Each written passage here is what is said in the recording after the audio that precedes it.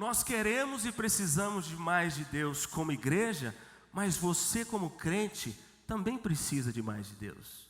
Eu como crente, como cristão, como filho de Deus, eu preciso de mais de Deus.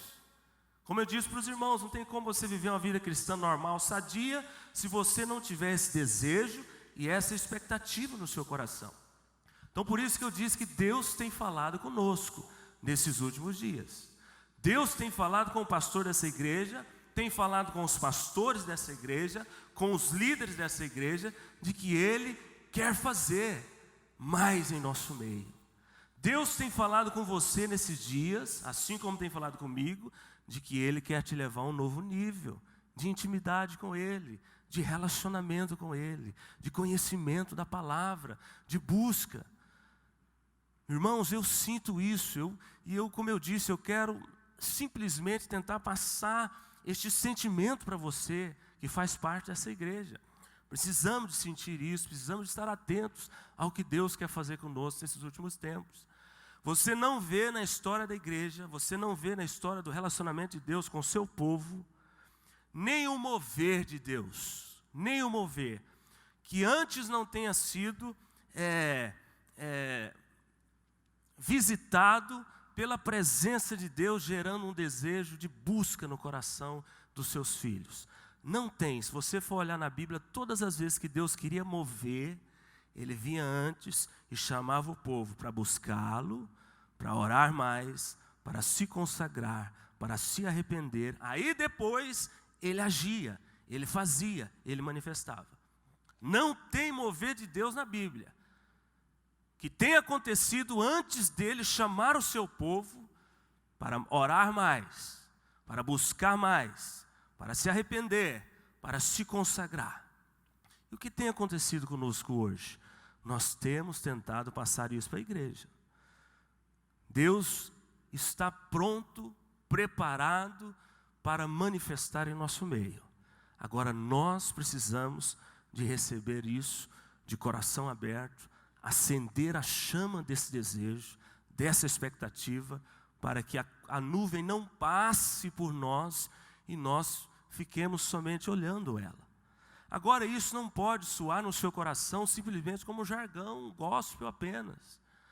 Porque se essa palavra for de encontro à sua vida nessa noite, simplesmente como mais um jargão, como mais uma palavra de início de ano, né? Estamos ainda no início do ano, o último domingo do primeiro mês, hoje, né, de janeiro.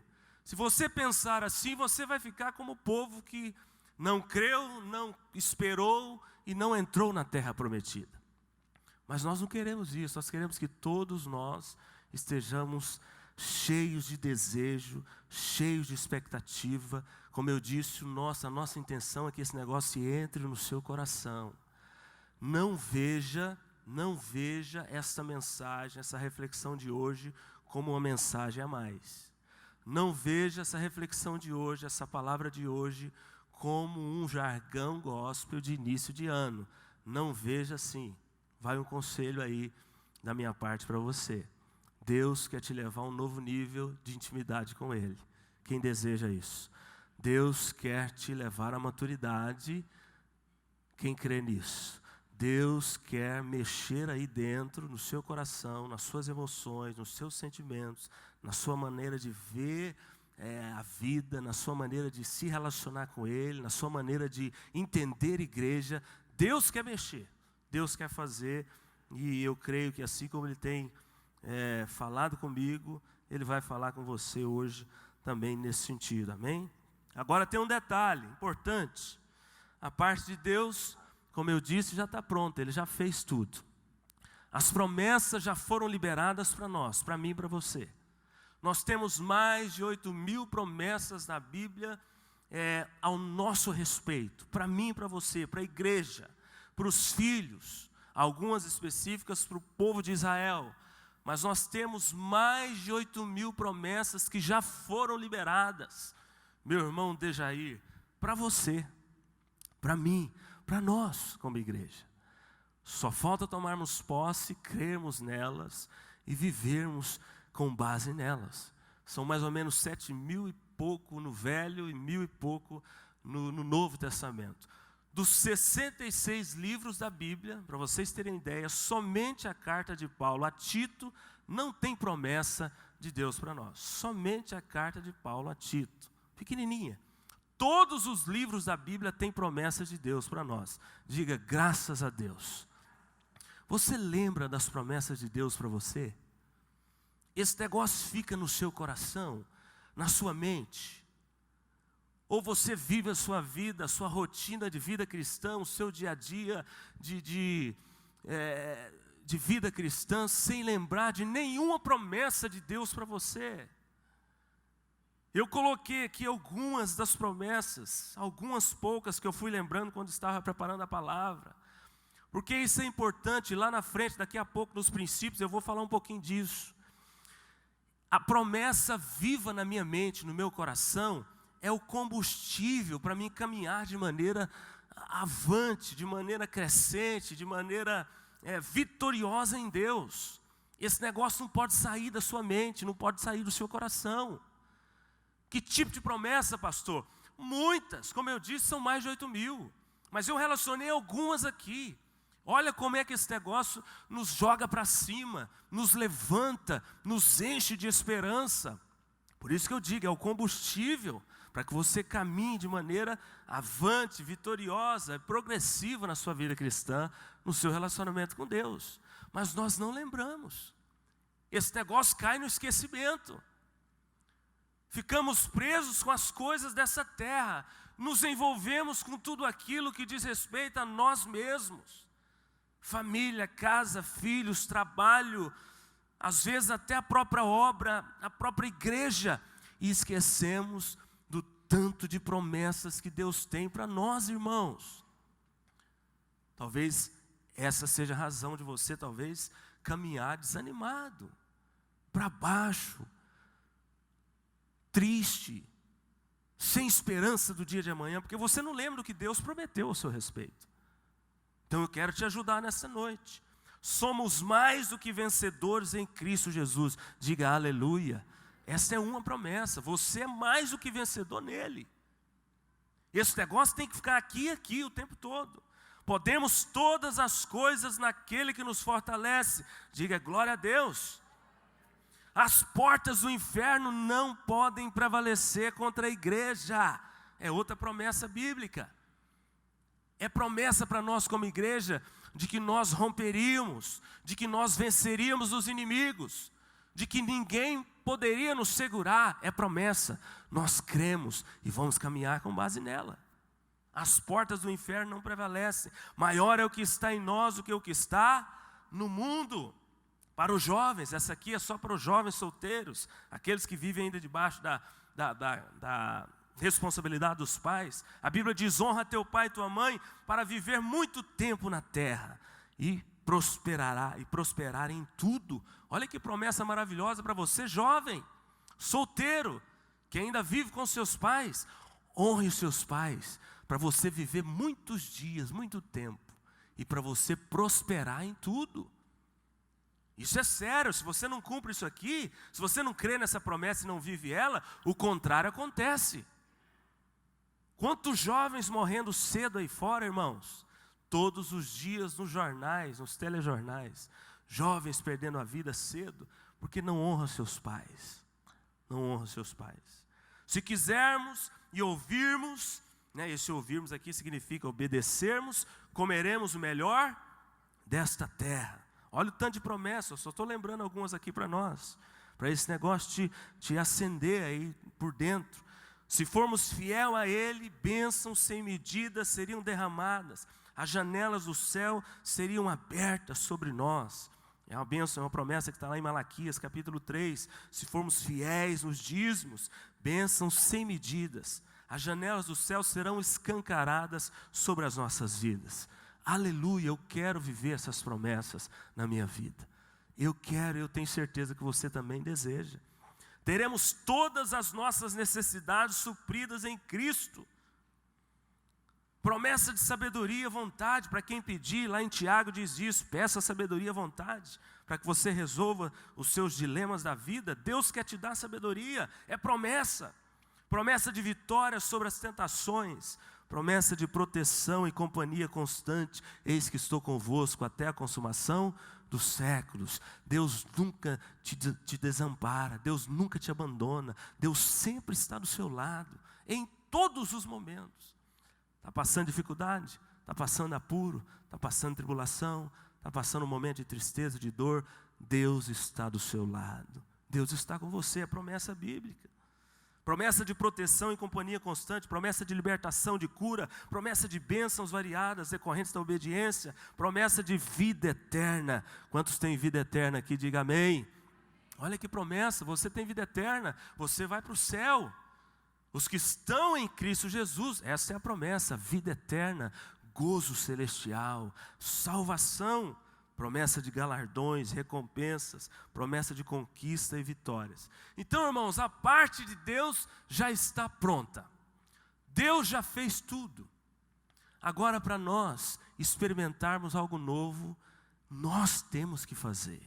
Nós temos que mexer. Nós temos que buscar. O manifestar de Deus, esse tem mais de Deus, que eu quero tentar passar para os irmãos nesta noite. Esse tempo novo, cantamos aqui hoje na música do louvor, este é um tempo novo sobre esta casa, sobre a sua vida. Esse tempo de conquista, a multiplicação, o avanço, a prosperidade, não depende de Deus, depende de mim e de você. Depende de nós, do nosso desejo e da nossa expectativa. Coloque isso no seu coração hoje, você pode mais em Deus.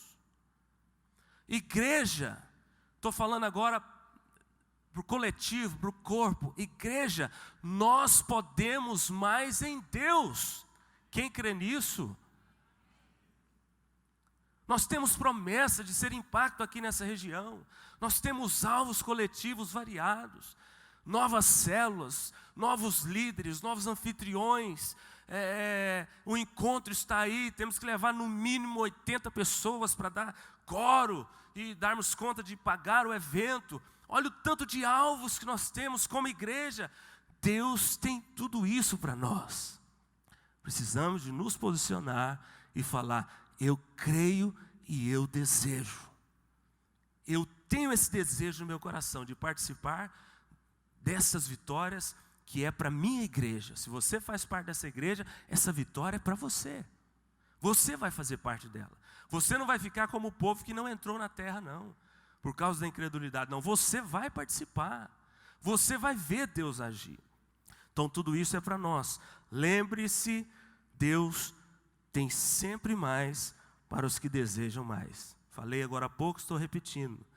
Esse dia eu conversava com o irmão, ele dizia para mim algo assim, depois eu fiquei pensando e falei: gente, o tanto que esse negócio é sério, nós precisamos de bater nessa tecla e mudar esse pensamento errado, esse senso comum que rola na igreja, maligno, de que eu já dei tudo de mim para Deus, eu já vivi tudo que eu tinha para viver em Deus, eu já liderei nessa casa, eu já influenciei, eu já participei do discipulado, eu já fui no encontro, reencontro, eu já fiz parte de departamentos aqui, acabou, agora é só sentar e esperar Jesus voltar. Meu irmão, isso é do diabo. Não aceite esse pensamento. Não aceite ser simplesmente um crente que frequenta a igreja domingo após domingo. Não aceite ser um crente que tem contato com a palavra somente nos domingos, que ora somente aqui nos domingos, quando o pastor dá a direção, que louva, que adora a Deus, somente aqui nesse período de meia hora que nós temos nos domingos. Não aceite isso. Vida cristã normal e sadia é progressiva, contínua e avante. 1 Coríntios capítulo 15, versículo 58. Gosto demais desse texto, todo ano eu uso ele para trabalhar com os músicos. A Bíblia diz assim: sede firmes, inabaláveis. E aí agora é a parte que eu mais gosto. Sempre abundantes no quê? Quem conhece esse versículo? Na obra do Senhor. Veja bem o que a Bíblia diz para você hoje, o que Deus está dizendo para você e para mim. Sede firmes, seja inabalável, mas não só isso, sede abundante, ou seja, busque mais, porque Deus sempre tem mais. Não se conforme, meu irmão, com a mentira que o diabo tem colocado na sua mente, de que o seu tempo passou, de que você já deu o que tinha que dar. Não, estamos aí com um ano com muitas promessas. Deus tem falado conosco e nós queremos, junto com vocês, experimentar tudo isso que Deus tem para nós, amém? Encha o seu coração de desejo, encha o seu coração de expectativa, porque é isso que Deus tem para nós. Como eu disse, Ele não só tem mais para o corpo, para o coletivo, mas Ele também tem mais para você como filho, como indivíduo, como pessoa. Talvez você esteja aí sentado me ouvindo nesta noite e a sua vida conjugal está para baixo, sem sabor. Você tem passado os dias difíceis com relação ao seu matrimônio. Essa promessa é para você também como filho de Deus. Deus quer mexer, Deus quer mudar, Deus quer trazer novo tempo, Deus quer trazer alegria, Deus quer trazer satisfação. Talvez você esteja aqui sentado hoje me ouvindo e a sua vida financeira está mal. Você está desequilibrado financeiramente, devendo, nome sujo, seu dinheiro nunca sobra, até hoje você não conseguiu ser fiel a Deus. O pastor disse aqui uma verdade que é sempre dita nessa igreja: talvez até hoje o seu bolso não se converteu. Você é um crente, um filho de Deus, mas o bolso não está convertido a Deus. Eu tenho uma notícia para você: Deus tem mais, Deus quer fazer, Deus quer mexer, Deus quer mudar a sua história, Deus quer te levar a um novo patamar, um novo nível. Mas volto a repetir, a parte dele já foi feita, só depende de nós. Não sei se os irmãos lembram a palavra que eu ministrei aqui, com um tema até engraçado. O tema da palavra era assim, se não mudar, não muda. Quem lembra dessa palavra? Se não mudar, não muda. Resumindo a palavra, se você não mexer, se você não decidir paralisar as posturas erradas, comportamentos errados, escolhas erradas, e passar por outro lado do muro e decidir escolher coisas certas, mudar os comportamentos, as posturas, nada vai mudar na sua vida. Não. Deus está assim olhando para nós: eu quero fazer, eu tenho para fazer, eu quero mudar, eu quero mexer, mas nós temos que abrir o coração, cheio de desejo, de expectativa. Se não mudar, não muda. Teve uma pessoa no ano novo, virado do ano novo, nós conversando com ela, e brinquei com ela. Ela desejou, feliz ano novo, abraçando, a gente tem esse costume. E eu falei assim: rapaz, que tal nós cumprimentarmos as pessoas, e ao invés de dizer feliz ano novo, nós dizermos assim, feliz posturas novas. E nós começamos a conversar sobre isso, porque é uma grande verdade. O ano não mudará se as posturas não mudar. O ano não vai melhorar.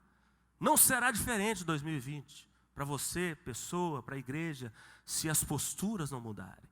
Não, tem que mudar comportamento, tem que mudar a escolha, tem que mudar a semente. Que tipo de semente nós temos plantado? Senão não muda. Mas todo mundo no final do ano é feliz ano novo, feliz ano novo. E eu falei, vamos desejar felizes posturas novas. Amém? Então feita essa introdução, só para mostrar para vocês que Deus tem muito para nós. E Deus vai fazer, Deus vai mexer nesse caldeirão do doce, chamado igreja. Neste ano, estamos crendo nisso, estamos com essa expectativa. Eu quero mostrar para os irmãos alguns princípios, nestes 30 minutos que eu ainda tenho, indispensáveis. Como eu disse no início, esse é o tema da palavra. São alguns princípios que, se você não cumpri-los como indivíduo, ou se nós não cumprirmos como igreja, não tem como Deus fazer. Não tem como Deus fazer. Interessante, uma pessoa que quer passar num concurso público, ela tem ou não tem que cumprir alguns princípios para alcançar a vitória? Tem ou não tem, igreja? Passar num concurso difícil, com um salário muito bom, ela precisa de estudar muito, estudo sistemático, precisa ter disciplina, precisa dormir bem à noite, precisa treinar muito a redação. Se no concurso exigir uma prova física, a pessoa precisa estar bem preparada fisicamente, amém? Senão ela não passa. São princípios que você tem que cumprir, senão você não alcança a vitória. Os que são concursados aqui podem dizer, quando passaram, tiveram que renunciar a muita coisa, né? E hoje talvez estão desfrutando de tudo aquilo que lá atrás plantaram. Uma pessoa que quer casar, decidiu casar. Você que está aqui ainda não casou, mas vai casar em nome de Jesus. Eu te digo já de antemão, se você não cumprir alguns princípios bíblicos, fundamentais, elementares, indispensáveis, você vai entrar para essa instituição chamada casamento perdido, e vai sofrer muito lá. Por isso que nós ministramos um curso aqui antes da pessoa casar, chamado curso de noivos, uma apostila tremenda, inclusive na minha célula só de casais.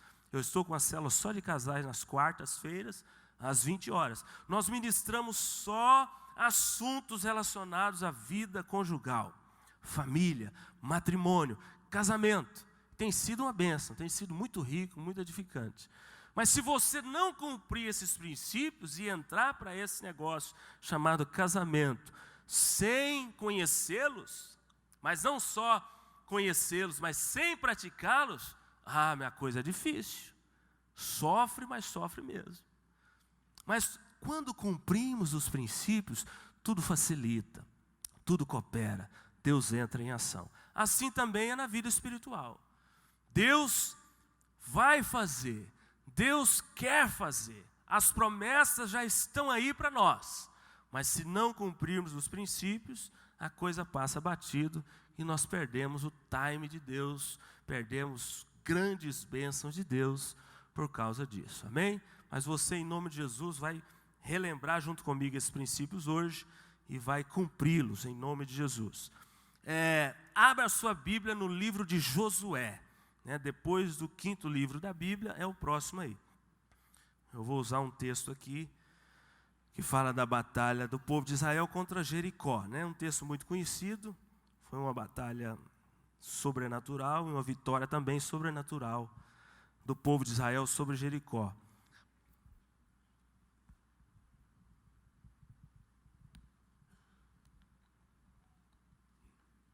Josué, abra aí no capítulo 1, daqui a pouco nós vamos para o 6. Nós vamos usar o capítulo 6, mas eu vou chegando com você até lá.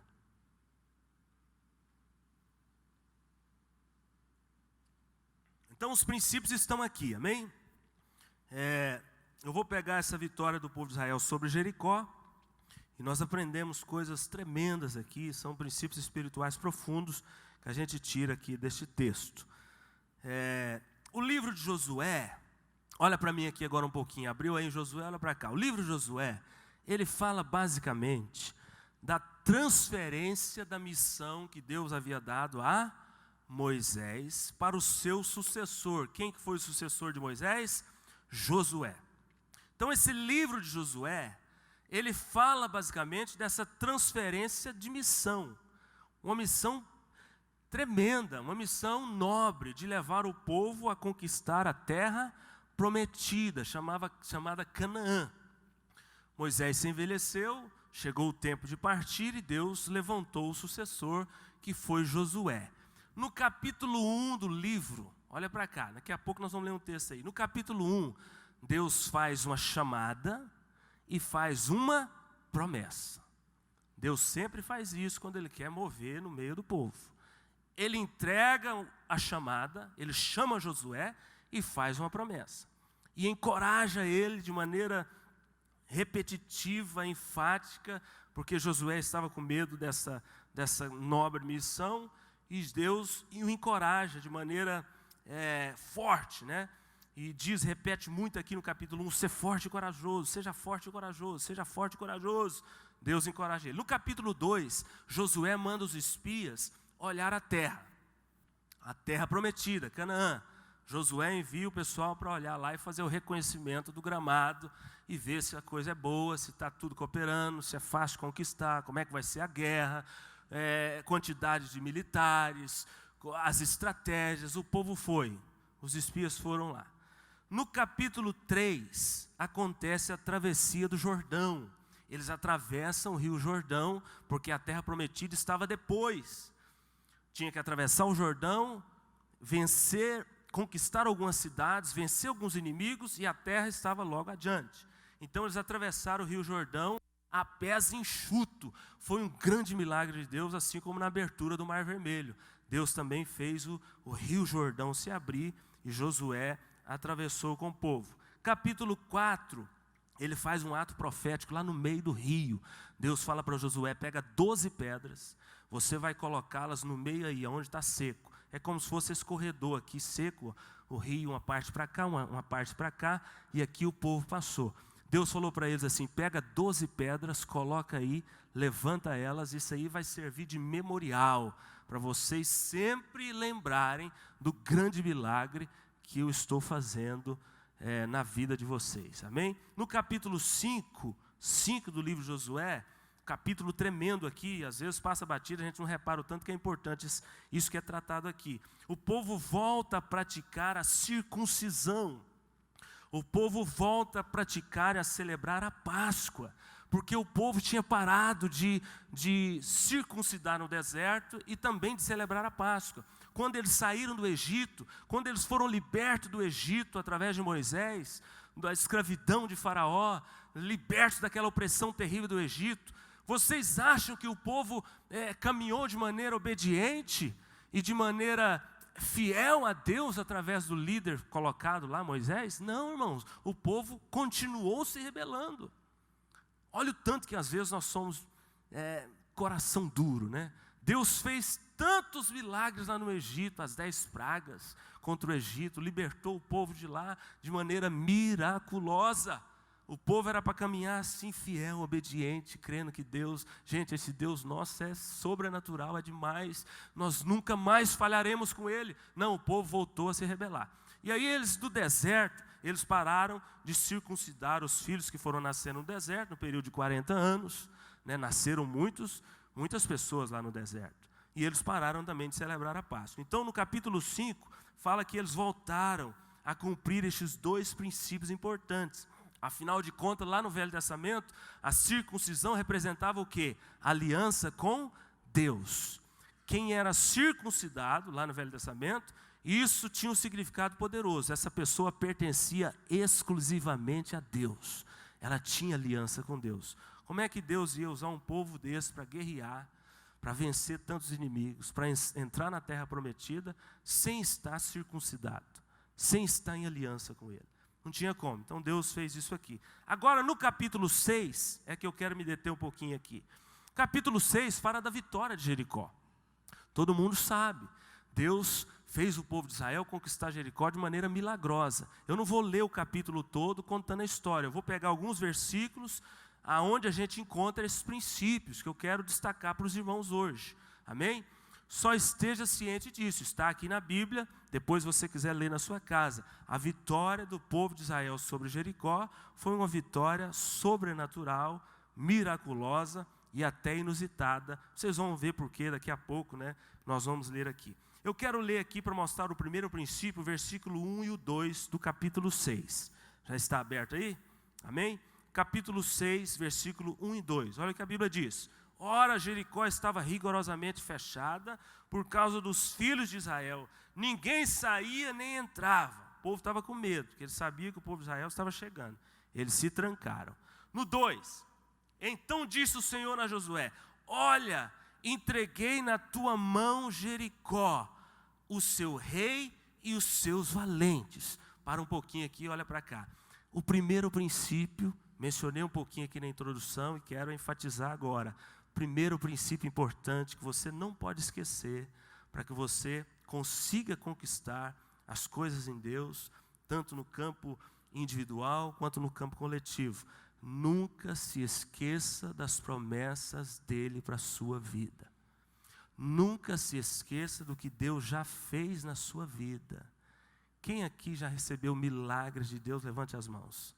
Quem aqui já recebeu livramentos da parte de Deus? Levante as mãos. Esse dia eu recebi um. Depois fiquei agradecendo a Deus o dia inteiro. Aqui está o primeiro princípio. Igreja, preste atenção aqui. Não se esqueça das promessas que Deus tem para você. Eu li aqui algumas, mas eu disse no início, são mais de 8.000. Não se esqueça do que Deus tem para você, para a sua casa, para a sua família e para nós como igreja. A lembrança dessas promessas e da bondade dEle, da misericórdia dEle, através das promessas, é o combustível que vai nos fazer permanecer e caminhar sem olhar para trás. Então está aqui o primeiro princípio que nós aprendemos aqui nesse capítulo 6 do livro de Josué. Sempre esteja com isso vivo no seu coração. A tristeza não vai te pegar, a depressão não vai te pegar, o medo não vai te pegar. O engano do diabo, as tentações não vão te pegar, se você estiver com essas promessas aqui o tempo todo na sua mente, no seu coração, e fica ruminando esse negócio, fica lembrando isso. Eu sou mais do que vencedor nele, eu posso todas as coisas nele. As portas do inferno não prevalecem contra a igreja, eu sou a igreja, eu sou nova criatura em Deus. Todas as minhas necessidades são supridas em Cristo Jesus. Faça o teste. E me fala depois se você vai ter tempo para ficar pensando no dia de amanhã. Então está aqui o primeiro princípio. Segundo princípio, versículo 3 ao 5. Vamos lá, acompanha comigo aí. Vós, pois, todos os homens de guerra, rodeareis a cidade, cercando-a uma vez. Assim fareis por 6 dias. Olha Deus passando a estratégia para Josué. 7 sacerdotes levarão 7 trombetas de chifre de carneiro adiante da arca. No 7º dia rodeareis a cidade 7 vezes, e os sacerdotes tocarão as trombetas. 5. E será que tocando-se longamente a trombeta de chifre de carneiro, ouvindo voz o sonido dela, todo o povo gritará com grande grito. O muro da cidade cairá abaixo, e o povo subirá nele, cada qual em frente de si. Amém? O que nós aprendemos aqui? Olha para cá agora. Deus mostra uma estratégia para Josué, amém? Deus entrega uma estratégia para ele conquistar a cidade de Jericó. Deus mostra a forma como ele vai fazer. Deus dá a metodologia. Josué, você vai fazer assim, assim e assado. Deus faz tudo, Deus mostra tudo de maneira detalhada a respeito de como vai acontecer com essa conquista. O que nós aprendemos com isso, irmãos? Deus sempre fala primeiro com o líder. Escute bem isso aqui, guarde no seu coração. Deus sempre, quando Ele quer fazer algo, quando Ele quer mexer, quando Ele quer mover, quando Ele quer derramar mais, Ele sempre usa o líder. Ele fala com o líder, ou com os líderes. Aprenda isso de uma vez por todas. Tem muita gente na igreja querendo andar por si só, agir por si só, fazer as coisas do seu jeito. Deus mostrou tudo para quem? Foi para o povo ou foi para Josué? Foi para Josué. E outro detalhe importante que você não pode esquecer. Pensa comigo aqui que coisa mais esquisita. Uma vitória dessa, a cidade de Jericó era uma cidade fortificadíssima, muros muito largos, tão largos que tinham casas em cima dos muros. Uma cidade super fechada, super protegida. A casa da prostituta Raabe estava em cima dos muros de Jericó. E Deus, ao invés de falar para Josué, pega os melhores militares, as melhores espadas, as melhores lanças, treina o pessoal, a guerra vai ser ferrenha. Deus, olha a estratégia que Deus passa para ele. Você vai rodear a cidade 6 vezes, 6 dias, uma vez cada dia, e no 7º dia você vai rodear 7 vezes, e quando eu der o comando, vocês vão gritar e tocar as trombetas. Irmãos, eu fico imaginando que os oficiais do exército de Josué devem ter pensado assim: gente, esse Josué é louco e o Deus dele é mais louco ainda. Como vencer uma guerra assim? Rodeando, tocando trombeta. Rodeando os muros, tocando trombeta. Como vencer uma guerra assim? Isso, eu aprendo algo com isso e queria passar para você. Foi o que Deus ministrou no meu coração. Nem sempre Deus vai fazer as coisas na minha vida, na sua vida, na nossa igreja, da maneira como achamos que deve ser. Deus age da maneira dele. Ele é soberano. Ele passa a estratégia para o líder. E muitas vezes nós vamos pensar: gente, que loucura. O que o pastor está querendo? Dia 2 agora temos uma reunião muito importante, domingo que vem. Muitas mudanças serão passadas. E às vezes acontece conosco, nós ficamos olhando assim, pensando, gente, o que o pastor quer com isso? Meu Deus, o pastor está inventando demais. Meu Deus, o que é isso? Isso não dá certo. Não caia nessa cilada do diabo, não. O povo venceu, o povo conquistou Jericó, simplesmente porque confiou em Deus e nas estratégias que o próprio Deus passou para o líder. Então, em nome de Jesus, esse princípio aqui é tremendo importante. Aprenda isso, Deus vai falar com você através dos seus líderes. Se você fechar os seus ouvidos para o seu pastor, para o seu discipulador, você corre o risco de deixar de ouvir a voz de Deus. Não que Deus não possa falar com você, Ele fala com todos nós. Mas volto a repetir, quando Deus quer operar algo grande, quando Deus quer fazer um milagre, quando Deus quer derramar mais, e é isso que nós estamos querendo nesses dias, é isso que nós estamos sentindo que Deus tem para nós nesses dias. Quando isso está para acontecer, Ele fala primeiramente com o líder, e o líder passa para todo o povo. Às vezes Deus vai mexer em coisas na sua vida e você vai ficar chateado, grilado, você não vai entender. Mas fique em paz, calma, Ele sabe de todas as coisas. No final é vitória com Ele, no final é conquista, no final é alegria. Agora, se você cruzar o braço e falar, eu vou fazer do meu jeito, eu vou participar da reunião dia 2 e vou ouvir tudo, e vou estar lá de corpo presente, mas eu é que vou decidir até que ponto eu vou entrar nessa barca, até que ponto eu submeto, até que ponto eu obedeço. Não, se nós tivermos esse pensamento, Deus não faz, Deus não move. Agora, se estivermos todos em unidade, se estivermos todos pensando assim, gente, Deus está falando através de um homem de Deus, Deus está falando através dos meus pastores, eu vou obedecer, eu vou confiar e eu vou ver a vitória, aí Ele manifesta, aí Ele faz. Então aqui está o segundo princípio muito importante que a gente aprende aqui do versículo 3 ao 5. Vamos para frente. 3, será que vai dar tempo de eu falar todos hoje? Terceiro princípio, versículos 6 a 8. Então Josué, filho de Nun, chamou os sacerdotes e disse, levai a arca da aliança. Repita assim comigo, a arca da aliança. E 7 sacerdotes levem 7 trombetas de chifre de carneira diante da arca do Senhor. E disse o povo, passai e rodeai a cidade, e quem estiver armado, passa diante da arca do Senhor. 8. Assim foi que, como Josué dissera ao povo, os 7 sacerdotes, com as 7 trombetas de chifre de carneiro diante do Senhor, passaram e tocaram as trombetas, e a arca do Senhor os seguia continuamente. O que nós aprendemos aqui? Olha para cá agora, nesses 3 versículos. A arca do Senhor aponta para quê, igreja? Quem sabe? A arca do Senhor aponta presença de Deus, dependência de Deus, relacionamento com Deus. Sabe quando nós conquistamos mais em Deus? Quando aprendemos a depender de Deus, quando aprendemos a buscar a Deus, quando aprendemos a nos relacionar com Deus. Quer mais de Deus? Ele tem mais. Queremos mais de Deus, igreja? Ele tem mais para nós.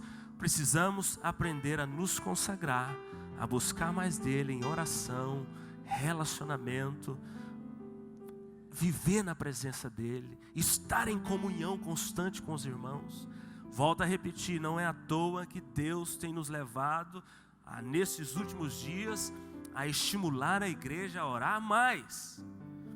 Não tem como Ele fazer se nós não orarmos, se nós não buscarmos, se nós não estarmos o tempo todo dependendo dEle. Vocês vão ver, leiam em casa, porque não vai dar tempo de eu falar aqui, eu ia até falar um pouquinho. No capítulo 7, o povo de Israel vai tentar conquistar outra cidade chamada Ai. Eles conquistaram Jericó e depois vai para tentar conquistar Ai, que eles tinham que vencer também este povo para chegar na terra. Eles perdem a batalha, eles perdem. Interessante que o povo era muito menor em número, era um exército menor, mas Josué quebrou princípios. Para começo de conversa, o capítulo 7 já começa falando assim: Josué tem pecado no meio do povo, o povo prevaricou, o povo desobedeceu. O capítulo 7 já começa assim. Então quebrou princípio, tinha acabado de vir de uma vitória tremenda, perdeu logo em seguida, porque quebrou princípios. Então está aqui um terceiro princípio muito importante. Talvez nós não temos recebido de Deus ainda, porque não temos buscado. Talvez você não tenha recebido de Deus o que tanto deseja, o que tanto almeja, porque você não ora, você não busca de Deus, você não tem contato com a palavra. Estamos aí com um plano de leitura muito fácil para propor para a igreja. A nossa intenção é de fazer experimentar de Deus, cumprindo esses princípios, senão a coisa não vai. Crente que só lê a Bíblia no domingo, crente que só ora no domingo, que relacionamento que ele tem com Deus, que dependência que ele tem de Deus, que intimidade que ele tem com Deus. Não tem como Deus fazer. Então está aqui o terceiro princípio: busque, ore, tenha contato, tenha relacionamento. Essa presença, a arca fala disso: presença, dependência, relacionamento constante com o nosso Deus. Amém? Quarto princípio, versículo 10. Ainda estamos dentro do tempo, então fique tranquilo aí. Versículo 10. Porém ao povo ordenaram a Josué, dizendo: não gritareis, nem fareis ouvir a vossa voz, nem sairá palavra alguma da vossa boca. Eles rodearam a cidade por 6 dias em silêncio. Somente no 7º dia é que eles iam rodear 7 vezes, e ao comando de Josué eles iam gritar, também tocar as trombetas.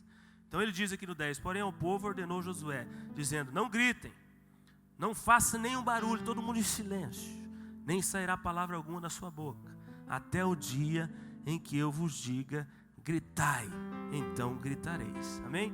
Só para reforçar o que eu disse aqui no segundo princípio, né, que Deus fala com o líder, Deus passa a estratégia para o líder e depois passa para o povo, né? Assim a maneira de Deus agir, e também muitas vezes ele age de uma maneira totalmente diferente da que a gente esperava. Mas só para reforçar este quarto princípio aqui, o que a Bíblia ensina para nós aqui?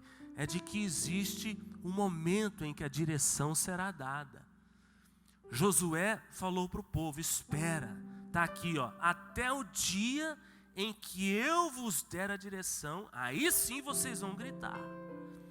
Muitas vezes nós passamos os carros na frente dos bois.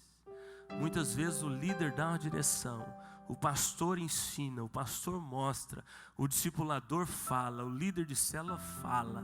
Nós saímos, viramos as costas, não sabemos esperar, queremos fazer do nosso jeito. Deus não age assim. Nosso Deus é um Deus organizado, perfeito, planeja tudo. Então quantas direções você não recebe do seu líder?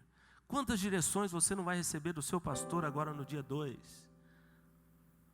A pergunta é: você vai esperar o momento certo de fazer? Você vai fazer como ele te disse? Ou você vai virar as costas e fazer do seu jeito? Porque assim Deus não faz, assim Deus não age, assim não tem vitória, assim não tem conquista. Esse é o quarto princípio. E o quinto princípio, a gente fechar no versículo 20. Estou acelerando um pouquinho por causa do nosso tempo. Versículo 20 aí do capítulo 6. Mesma folha aí, um pouquinho para frente, coloca os olhos lá. Gritou, pois, o povo. Olha que tremendo. Deus falou muito forte comigo aqui. Gritou, pois, quem, irmãos? Foi só Josué que gritou? Foi só os líderes que gritaram? Gritou o povo. O que nós aprendemos com isso?